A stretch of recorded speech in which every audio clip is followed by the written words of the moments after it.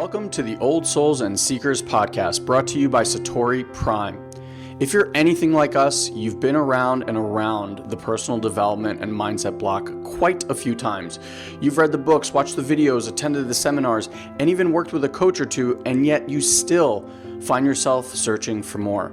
You may even feel stuck or that you should be farther along than where you are right now. And after doing over a decade of mindset work, we've come to this realization. Mindset work is like a small hit of dopamine that distracts you from your true work. You get these little hits of feeling better, only to be met with the same underlying conditions and patterns over and over again. Now, mindset was an important part of your evolution as well as ours, but it hits a plateau, and now you find yourself ready for that deeper layer of growth and expansion. If you're listening to this podcast, then you're ready to get off that Ferris wheel. This podcast is only for those that are ready to dive deep and do the real inner healing work. For those that are ready to move past more information into actual experiences. If you're looking for more understanding, then you've come to the wrong place. This is a home for old souls ready to fully embrace and remember who they truly are. Ready to make a profound difference in their lives and in the lives of others. So welcome home, dear one. We're excited to be part of your journey. Hi, everyone. Welcome. Happy Wednesday. Today is Wednesday. I'm really excited for today because I had a little time to spend with this man and just had an absolute blast. And I'm really excited to hear what he's up to and share with you. So before I give my little quick introduction, Guy, welcome. Hi, good to have you here. Thank you. Hi. I'm wait, this way. Right. I'm less excited about Guy being here and more excited about Hale Dwoskin being here. Hale, Guy's not chopped liver. He's not. And you know what I always say? I've been chopped liver before. I'm used to it. You know what I always say? I always say that when Guy and I do an interview together, it means that there's a really special guest here. Because sometimes I'll do the interview solo, but every time I run across someone who's really awesome, I'm like, Guy, you're going to want to be here for this. So that's always a good sign. So, right? So Hale, for those of you who may recognize him, was actually in the movie The Secret. Remember that really wildly popular movie that all of you have probably seen multiple times?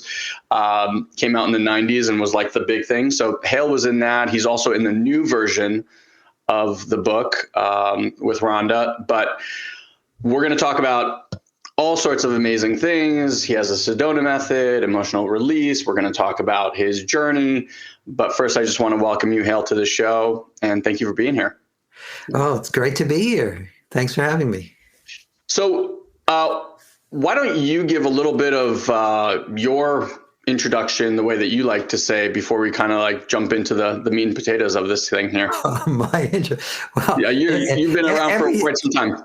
Yeah. So every time I do this, the introduction's different, but I don't usually do an introduction, so I'll see what comes out. Yeah, ours too. So at any rate, I've been studying ways to help people since I was a teenager, as I was discovering how to help myself. And I got involved in the Sedona Method in 1976. Because I met Lester Levinson, who's the man who inspired this work and who was my first teacher and mentor. And he didn't say that much about it, except it was who he was that really made the difference, because he was a living embodiment of peace, of truth, of happiness, of imperturbability, which is a big word. But he was just an exquisite person to be with. And it was just a casual encounter, but it changed my life, because the next weekend I was taking a seminar with one of his seminar leaders, his instructors. And before the seminar was even over, I knew that this is what I was going to dedicate my life to at age 22. And I've been going strong now for way over 4 decades. And it started as a personal quest to be free of suffering and to discover the truth of who I was. And as I discovered that, the basis of the Sedona Method is just that you are whole, complete, and enough as you are, not at some future time, but right here, right now. And that you have that the feelings that hold us back, the thoughts that hold us back, the beliefs that hold us back aren't the truth, and they aren't who we are. And so the Sedona Method at first, when I first learned it, was more focused on letting go of those self-imposed limitations. And then Lester passed away in the early 94. And before then, he had already turned over all his copyrights and the responsibility for his teachings to me. Wow. And after that, the focus has changed over the years to not just helping people have more money, better relationships, better health, but the core piece that we teach now that still supports that is that presence of awareness or beingness or isness that you are, that all is what is the ultimate goal. And it can be discovered right here, right now, from your own direct experience. In fact, I'm hoping I can share at least one tool immediately, if not more, that will help people discover that. Yeah. So we created a movie in around 2012 that kind of expressed that, called Letting Go. As you know, I was in the movie and book The Secret, and now I'm one of the featured teachers in Rhonda Byrne's latest book, which is all about what we do. I mean, it's not based only on what we do. Lester Levinson is the most quoted teacher in that book. I'm heavily quoted, but so are a host of amazing teachers. And it's all about ending suffering and discovering the truth of who you are. And so that's been my journey. And in between there, I grew up, had a life, practiced this in my life, and have helped many people all over the world both let go of suffering and achieve what they desire in life, and at the same time wake up to the truth of who or what they are. So that's my bio. I love it. Hale, I just want to real quick just give you a reflection and an acknowledgement, because you spoke about Lester when you met him, that he wasn't just speaking this work, he was the embodiment of this work. Yes. And I want to just reflect back to you that as soon as I was in your presence, and I'm sure Guy will reiterate, like, I feel the same thing from you. Oh, there's just a peace and a grounded stability that you emanate that is just, it shows that you have done a tremendous amount of work to get to. So I just want you to know that you're doing that same work. We know what it takes. Yeah, exactly. Yeah. It does require intention and focus and dedication and consistency. And consistency and earnestness too. And I sense that in both of you. And by the way, everyone watching and you too, I'm just a mirror. If you're sensing that, you're just sensing yourself. Sure. It really has nothing to do with this particular body mind. Nothing at all. Beautiful. I love that. I have a question for you, simply as someone that has been in this work, like you said, since 76, I think you mentioned. So we're looking at, 45 years of being in personal development and spirituality, et cetera. And even you had mentioned that the work has shifted. And once the reins kind of got handed to you, that you started taking it in a different direction. Yes. And you and I just had a quick chat about this, but how different the world and landscape of personal development was in the 70s, much more into what you spoke about, like the achievement-based, results-based, like, let me empower myself, let me make millions, let me, all that stuff, into what we are starting to sense, and some of the teachings that we're bringing forth also, which is more to what you are discussing now, right? Like the beingness, the isness, this awareness piece that, yes, guides to all of those other principles, but there's almost like this awakening that's happening for humanity. So I have a curiosity. What has that journey been like? Like, what have you noticed during the shift from that kind of ideology to where we are today? Well, there's several things that have evolved in mass consciousness. One is when we first started doing the Sedona Method in the 70s, the Sedona Method actually predated me a few years. Lester was already doing it through his teachers in the early 70s. But it went from a tool that was very much about just having, being, and doing more in your life, although it always had a very strong spiritual underpinning. In fact, what attracted me was not just to have more toys. What attracted me is that I was already a conscious seeker as a teenager. So at age 22, I had already gone through many programs. Wow. And I didn't just go through the programs. When I was involved in EST, which is one of the programs that fits that model, Sure.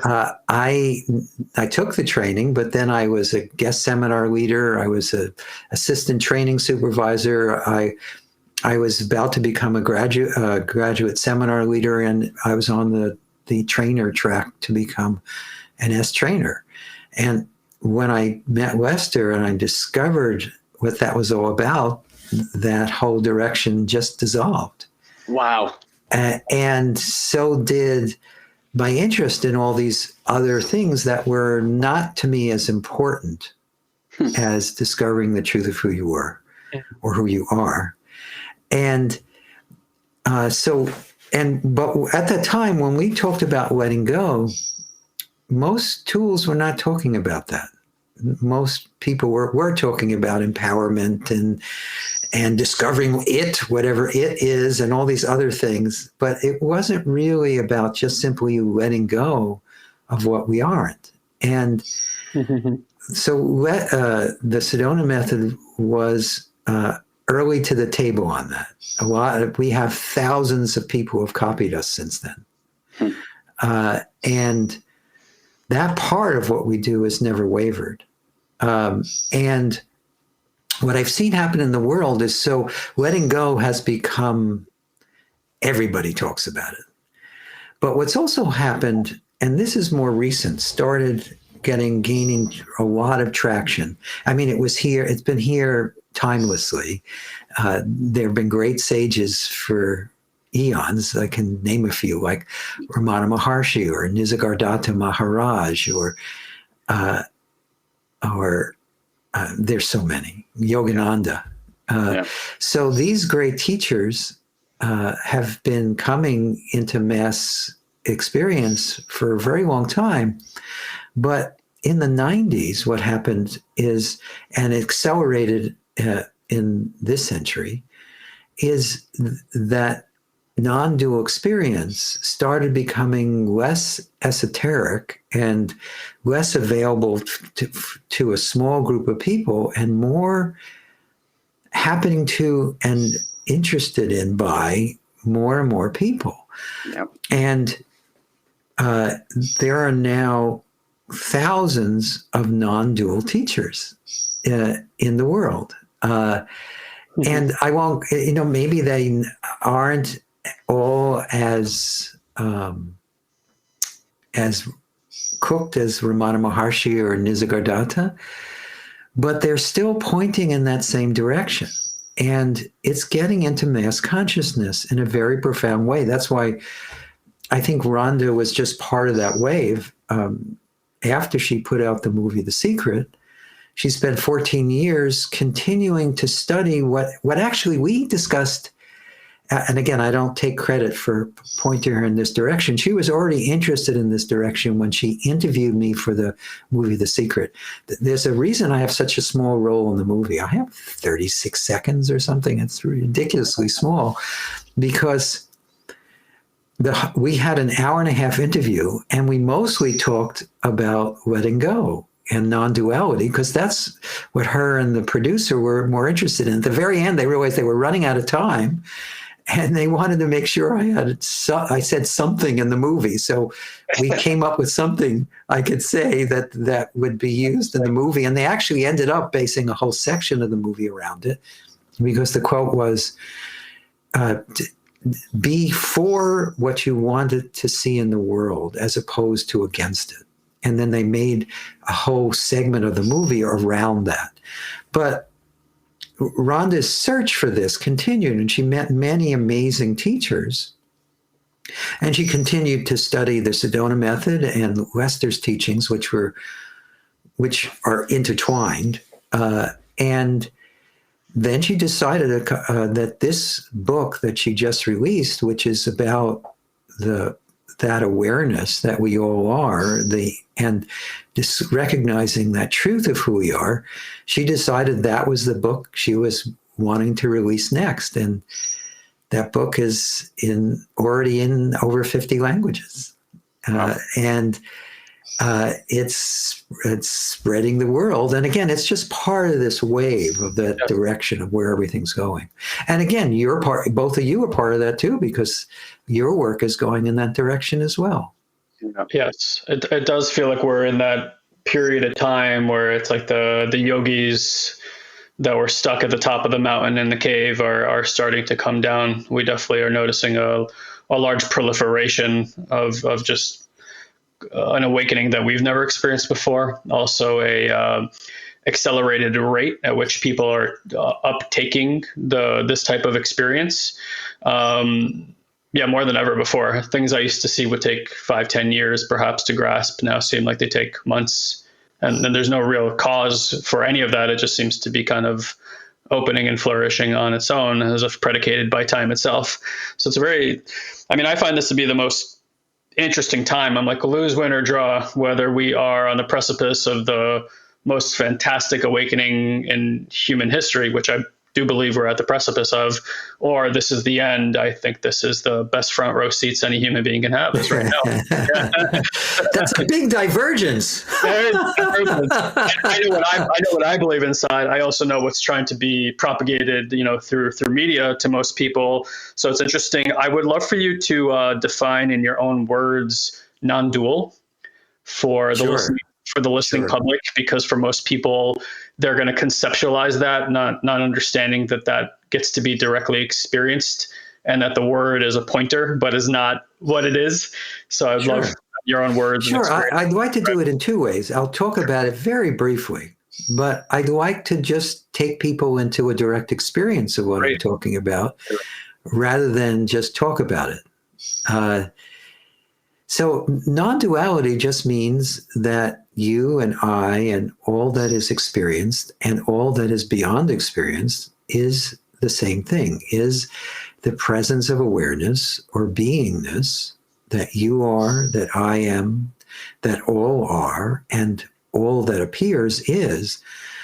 And it has, even though it's non-dual, you can't deny that we're all experiencing some sort of dual experience. There's a body over there. There's your two bodies, which are on two different coasts, and everyone listening to this is appearing to listen to it from different locations. Yet, what's the same is the silence or the presence or the beingness that is listening. That silence or beingness or isness is actually the listener, that which is perceiving all. And that is that's just one. There's not a me listening here and a you all listening there. There actually is no me and no you. There is a listening. There is a perceiving. And there's just one listening, one perceiving, one being. And it is both formless and it gives rise to all form. And that doesn't make sense to the mind because the mind sees things as either black or white, right or wrong, good or bad. It sees things based on all it knows. The mind can only know duality. But what you are only knows unity. That's all it knows. And it doesn't even know that. It just is that. So non-duality is just pointing towards this. It's pointing towards everything that's being experienced is all part of the same, for lack of a better word, unified field that's actually not it's beyond personal and impersonal. It just is. It is boundless. It's timeless. It's spaceless. It's dimensionless. Yet it's ever new and always exquisitely beautiful, even if things aren't apparently going the way that particular body mind would prefer it. Yep. It's just the way it is. So I love that, Hale. And for those who are listening to this or experiencing this in a recorded fashion, so you could have listened to what Hale just said. Another way is to actually go back and receive the transmission that was. So you can actually go back and listen to that. And there is a transmission there that actually points to and takes you to this groundless ground that he's talking about. So if you want to explore that with yourself, try to drop into your body and go more into the felt senses. He's describing that, but see if you can actually tune into the energy, because Hale is a person that has clearly invested a lot of time and spent much of his investment of time cultivating that energy. And so there's something that comes through people like that actually helps your system find those locales, so to speak, or non-locales in this situation. Right. Yeah, it's very, very interesting. So I'm curious, given that, your aptitude in this, right? Clearly you're somebody who has invested much of their life with this practice. So where does the Sedona method fit in? Because you mentioned Elon and I were on that path too. Like right before Satori Prime became a company, we were basically, they wanted to fast track us towards being forum leaders. And so that we were right on the precipice, same thing. And we had to sit back and say, do we want to become a forum leader for Landmark, which is, we had been in the organization for 15 years. I started when I was 19, Elon when he was 21. And for whatever reason, right, Soul Contracts brothers, we both had the same kind of moment and epiphany where like, this is what we're going to do with our lives. And I was a directionless, depressed, suicidal individual up until the point where I realized that reality was malleable, because up until that moment, it was a solid object. So it's funny that you had mentioned that. So we know that work extraordinarily well. And we also had clearly invested a bit of time there. So we had fundamentally thought that this is like the way, right? And then we found this other energetic path. And Ken Wilber, I think, does a really good job of explaining there's the path of the growing up and the path of the waking up. Right. And they haven't really been bridged very well in this world. So we're kind of, but they don't need to be separate. Exactly. Yeah. And so I think we're entering that time of the bridging where the roots are meeting, so to speak, for the first time. And so it's almost like the enlightened masters also, in a way, we're teaching one or the other. And there has not really been a teaching that has kind of cultivated and brought forth both the integrity piece and this multidimensional aspect of humanity into one, so that we can embody the energy here, not try to escape the experience to have it, right? So I'm curious, since you've invested so much time in the Sedona Method, can you, maybe it's not brief, but describe in your own way, like what is that work bringing through that has had you invest that much time in it? Well, that presence of awareness or beingness that all is, the only reason that we don't experience it moment to moment, if there is a reason, is that the tendencies and desires, the beliefs in limitation, the thoughts, the feelings, the ideas that we are holding to the contrary. Now, me speaking about it this way makes it sound like there's someone here holding it, but there isn't. Part of what you discover as you let go of your sense of limitation is that it was never yours to begin with. It was never real. But what the Sedona Method does is it's a bridge. It's always been a bridge. It's not either or, it's and.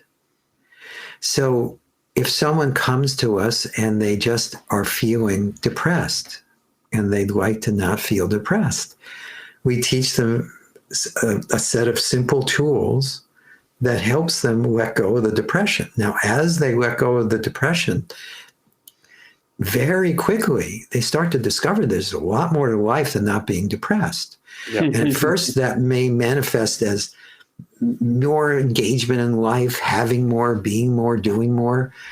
But very quickly, they start to also see that there's more to life than life. That life that we all experience is just what's happening on the surface. There is this vastness that we are, that life is just an infinitesimally, what we call life is just an infinitesimally small part of.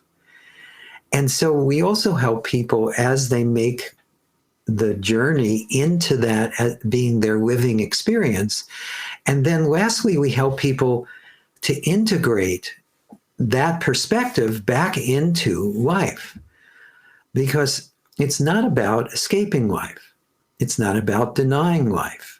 It's not about giving up on life. And that's a common pitfall that people fall into. They start discovering truth and it becomes an escape from life. Yet life is not separate from that. And it's an exquisite part of that. And you can discover that the less there is an enjoyer, the more there is enjoyment. Mm. Can you say that again? Yeah. Sure. The less there is an enjoyer, the more there is enjoyment. So beautiful. So good. So how the Sedona Method fits into that is it embraces all of that. It embraces just someone who wants to empower themselves and also stop disempowering themselves through all their inner sense of limitation. It helps people see through the illusion of being a separate individual.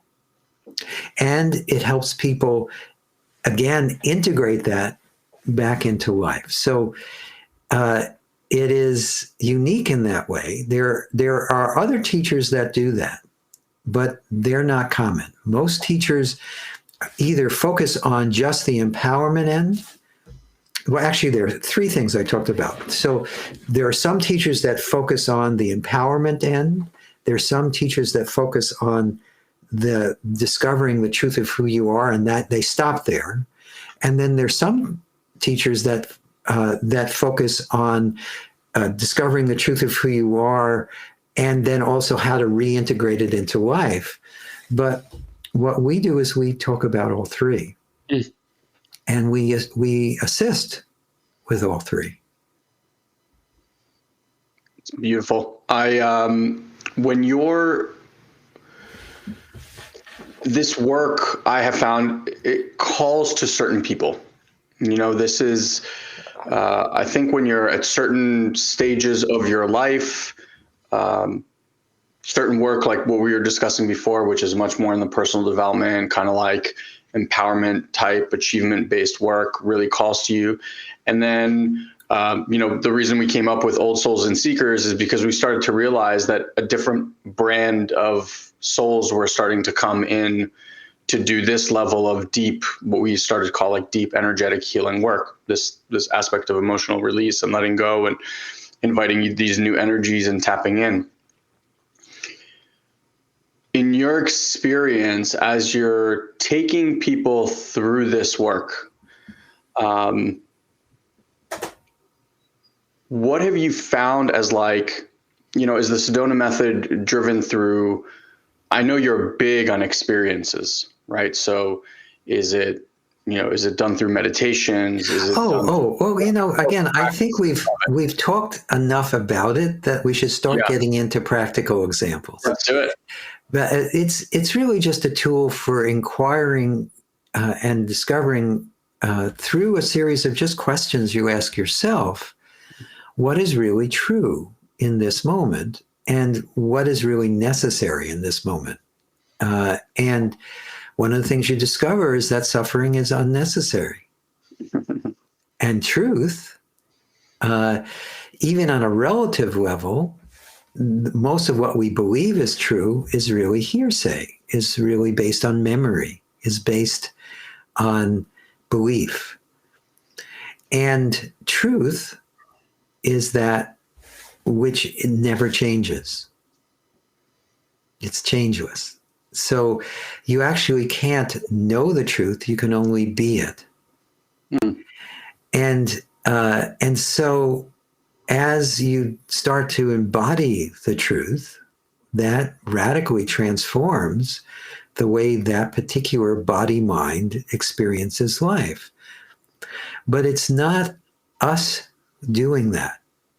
The reason we talked about this earlier, this is what's happening in the waking dream on a mass scale at the moment, because this is what is supposed to be happening. There are no mistakes. Everything is always unfolding exactly as it's supposed to, moment to moment. Always. Even when the mind screams, no, it can't be like this. Well, it is as it is. So why don't I start with a simple technique that is very similar to what's a big part of Rhonda's new book, The Greatest Secret. It's not based on what's in the book, and what's in the book, her book, is not based on what we teach. We were just one of a whole bunch of teachers that used similar questions, and she distilled it down into her version of it in the book. But I've been using this phraseology now for a couple of decades, and it's very simple and very direct and very powerful. And it's so simple and so direct that people, even if they're not interested in self-discovery, can use it to just free themselves from any sense of inner limitation. So the technique is just basically that you welcome or allow whatever you're experiencing, and then you simply check, am I that, or am I that which is aware? And by checking, you discover that you are the awareness. Right. You are that which is aware. So you're not caught up in the drama or the thought or the feeling or the belief or in that body mind. And each time you see that, it's liberating.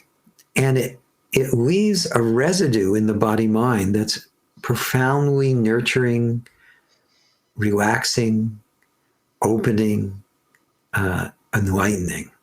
And so why don't I take us through this a few times so that you can get a sense of it. Sure. Great. So in this moment, just allow yourself to, and I'm going to do this with everyone. I'm not going to not single out either one of you so that, I'm not going to put you on the spot, even though I don't think you'd have a problem with this at all. So in this moment, just allow yourself to think of something in life that you're wanting to change or improve. And then notice the visceral response to that. What feeling does that bring up inside of you? Just notice it. And then could you be present with it? Allow it. And then notice how there is, when emotions arise, there's usually a sense either that I am the emotion or that it belongs to me.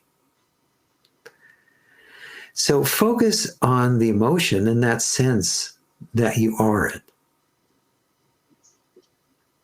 or it is yours, and then check. Are you actually that? Or are you that which is aware? If you really look, you'll notice that you are the awareness. And each time you see that anew, first off, seeing it once, if you really see it, you never need to check again. But for most of us, we need to keep checking until the mind surrenders and stops going back into believing in itself instead of noticing what's actually real or true. But so let's do it again. Focus on that same thing or anything else in your life that you've been wanting to change or improve. And notice the inner feeling or visceral response to that. And then could you just simply be present with it? Allow it.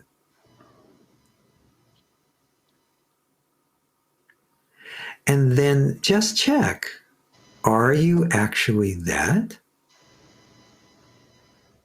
Or are you that which is aware? Again, each time you notice that you are the awareness, it disengages the body-mind from what even a moment ago could seem all-consuming. Mm-hmm. And so that one question, which is in Rhonda's book, she says, are you that, or are you that which is aware of it? I usually do it in a shorter form because it points more to the awareness itself as opposed to an apparent you who's aware of it. That's not as important. But that technique is just a natural inquiry into what's actually real or true now. The part of the reason the Sedona Method is as powerful as it is it's just a series of questions that help you discern what's real, what's true in this moment. And the more you can discern that, the more you free yourself to experience it directly and to live it in life. Yeah, I find that the more you do this kind of work, the more... Well, first, I think it takes something in the beginning because there's, as you begin to shift into this place of awareness, I think you start to allow new energies and new information to just come through. Some people see it, some people hear it, some people can just sense it and feel it. And it feels... There's almost like a lack of belief that what you are experiencing is true. It's like this other part comes through and goes, this can't be real. You're making this up. This is, and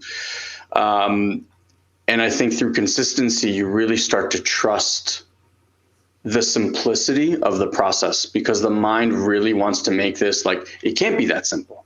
I can't just be witness and hold presence with this part internally that is sad or frustrated or angry and it disappear. Like, it can't be that easy. I've read all these books, videos. People have told me that I need to go through this process and write these things and visualize. Oh, I know. Right. And something comes along and it really is this simple. And what I find is that the more you tap into that, it just gets easier and easier, because you're almost like creating pathways for it to be released easier and easier. And then the other thing is that your own truth starts to come in. And I think when you start to tap into that, like, one of the strangest byproducts of doing this work is, for me, my brother, a bunch of our clients, is that whereas before I was reading, a book a week, I find myself reading less and less and less, and sitting in this present aware state more and more and more, because it feels like it's more true to me and where I'm at any given moment than even the best of teachers at most were writing to point to something to help you get into those places. And whereas before I would consume myself with trying to understand through the mind, what I love that you do, Hale, and I think so many teachers do not do this. And it's a big thing that we're huge proponents of, is taking people through the experience of. Because reading about this stuff makes absolutely no difference. You'll sound really good at a dinner party, but it's not gonna help you kind of embody the work. And so for anyone that's listening, and that exercise may have felt very, very simple, just like meditations that we release, the idea is the simplicity. Like, yes, leaning into simple. Today, anyone that tries to sound smart or do, I'm like, okay, too much. You boil it down. I really love that if you operate from this place with consistency, you allow something so much bigger than us to guide your life, yes, to guide your healing, to guide all of it. And I'm sure you can speak to this experience too. Like, it gets to a point where life seems magical. It's like this magical unfolding where I'm just in awe. There's so as we're on this interview, just so you guys know, like, my wife came screaming down, like I all of a sudden I hear like coming down the stairs. I'm like, mute, because I know something, like, I thought it was one of my kids, and it happened to be my wife. And she had just found out, like, she got this amazing news where she doesn't have to take the bar in Florida, and she's just like, And it's things like these moments where she wrote this Post-it note we've been creating, and just life just flows when you stop resisting the thing that is. Yes. And the interesting thing too is life is always flowing. It's just that we don't recognize it when we're caught up in our inner dramas, in our stories, in our beliefs. In this moment, whatever is unfolding is already exquisitely beautiful, even if the mind is rebelling against it. Yes. I don't want people listening to this to think, oh, well, yes, there are more and more things that, from the perspective of the person, seem to be really amazing. And just like what you said, that's a very common occurrence.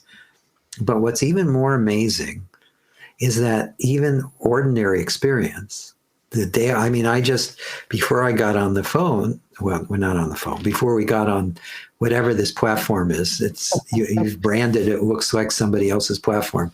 But I was vacuuming the house, and that was just as much fun as hanging out with you guys. Yeah. And so this exquisite beauty, this exquisite peace and certainty and joy and presence is already at the heart of every experience. And it's also before experience and after experience.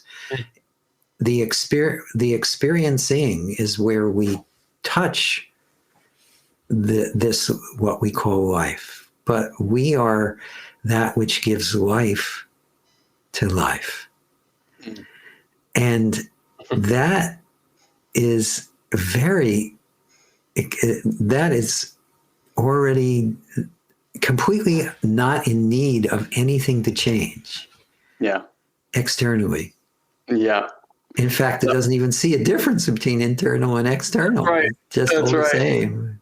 Yeah. So, yeah, and again, everything we're talking about is entering more and more people's consciousness. Part of it is all the amazing tools. I mean, there are people listening to this, whether they're doing it live or from a recording, all over the world. Yeah. And and everyone listening to this is appearing in your dream. So it's not coming from me or from Guy or from Ian. This is coming from the core of what you are. That's the source. The source is what we all are. And there's only one source. It appears that there are Guys and Ians and Hales and Marys and Joes and Bobs. But that's just an appearance. One of the other amazing teachers in Rhonda's new book, The Greatest Secret, is a teacher. One of the ones I highly recommend is a teacher called Shakti Caterina Maggi. She's an Italian.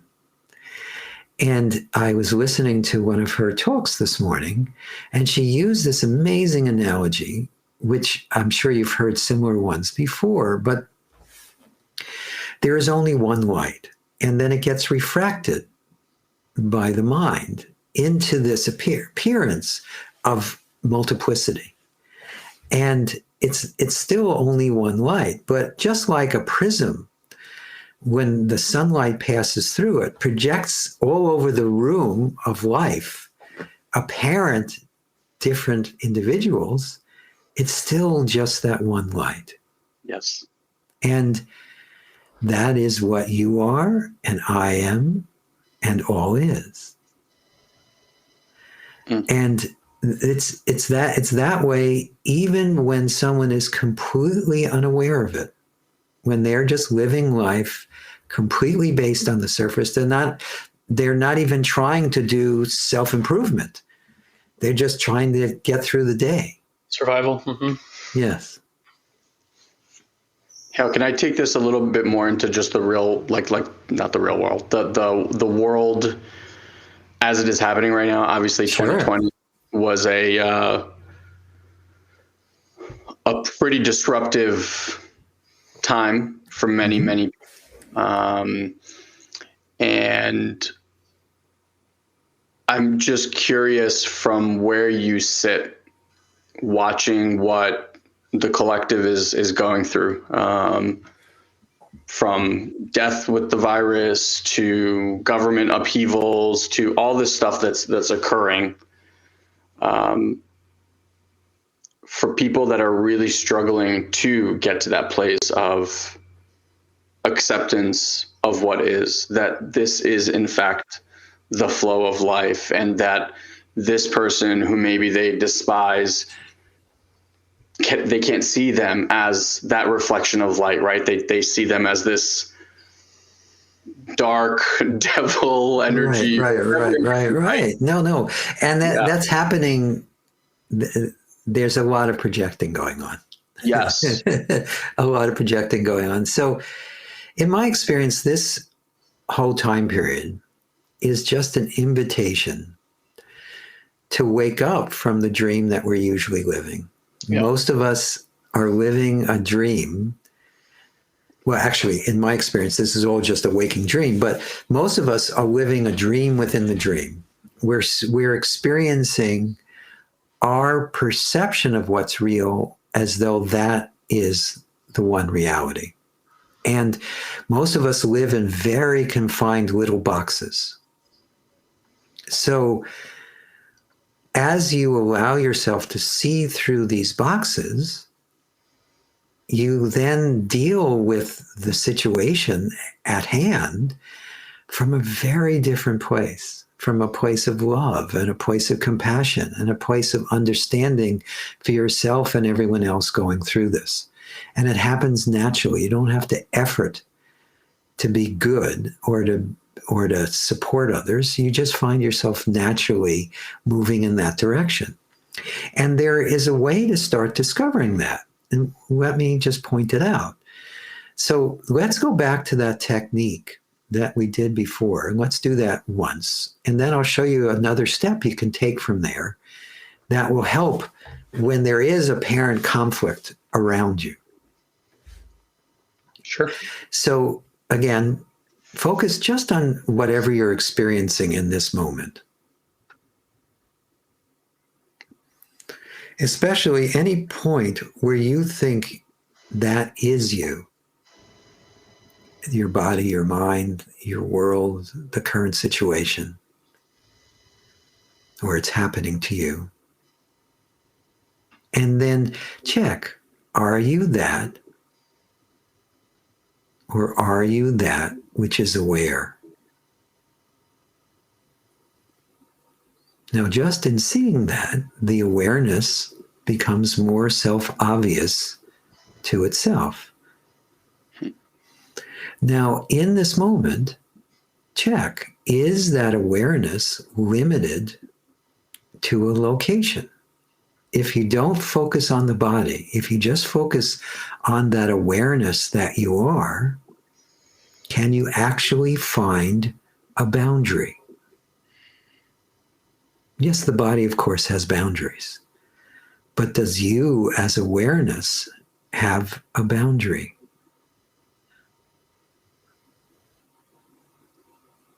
If you really look, you'll find that you are boundless. And then all apparent others appear within this boundlessness. And they seem to be separate from that awareness. But check that too from your own direct experience. Is that person actually separate from this awareness that you are? Or is it just an appearance? Again, I'm not saying bodies aren't separated, but is that which you truly are, that bodies appear in or on, actually separated from anything or anyone? Or is that awareness too?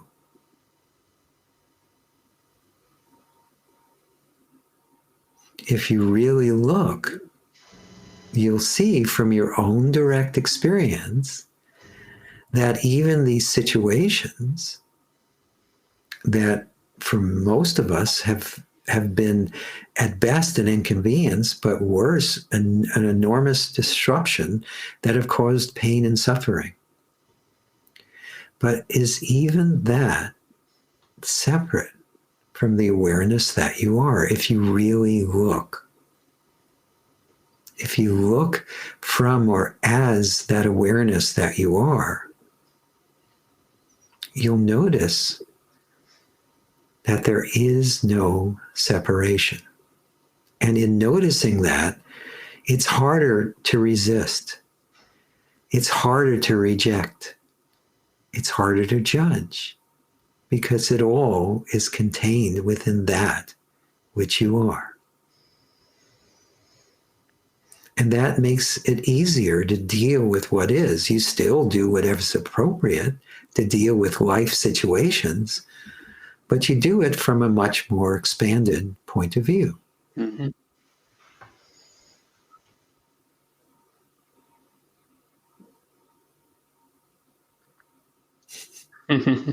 That was beautiful. Yeah. Yeah, it's interesting. We As they say, there are many roads to the top of the mountain. We've been part of a few mystery school. Well, we've been a part of a mystery school for the last few years that heavily dives into and adopts from a lot of different mystical, spiritual science. And it's interesting to see the approach that's taken to go to that other level of mind through this questioning. Kind of reminds me a little bit of Byron Katie's process a little bit with some of the way that she questions people to get them out of ordinary mind. But yeah, it's still very enjoyable. Yes. Place. Yeah, just an immediate soothing and grounding, inclusivity, compassion that naturally arises. It's always excites me to be with people who are of this type of vibration already, because it immediately becomes apparent of what the world is turning into. Yes, it is Yeah. beautiful. Yeah. And Byron, the work, as Byron calls it, is very similar to some of the stuff that we do too. I've just touched on one particular way of doing this. There's a whole host of things, and Byron's work is very complementary. There are a lot of people who do the work and the Sedona Method, and vice versa. I can see why. Yeah. Where did the name come from, by the way? Why Sedona? Oh, the Sedona Method? It used to be called Mind Freedom. And then, do you remember you guys were, you were very young, so you may not remember. There was something in the late 70s or early 80s called the Jonestown Massacre, where there were 800 people, they were part of a cult and they've been brainwashed, and they drank the Kool-Aid, literally, that was laced with a poison, and 800 people died. Wow. And so we decided that people, again, we were talking, that's mind control, but we didn't want to be confused with that. And it was early on, this was in the late 70s, before Sedona, the place, was discovered. And the Sedona Method shows you how to feel as relaxed and as happy and as open as you do in a beautiful place like Sedona, without having to be there. And plus, the first Sedona Method courses were held in Sedona, Arizona, in the early 70s. And so we named it after that. Afterwards, Sedona got discovered, the place. And now it has a lot of cachet, but at the time it was just a neutral term we could use that wouldn't be misconstrued. Yes.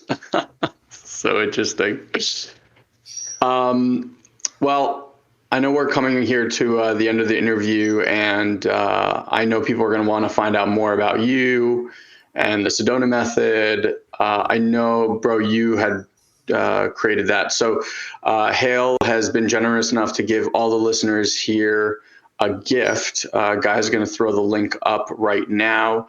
But if you're listening on a recording or in your car or anything like that, if you just go to sedona.com/old souls, no spaces, no periods, no hyphens. So sedona.com/old souls. Hale, do you want to talk about what they're going to receive when they get there? Sure.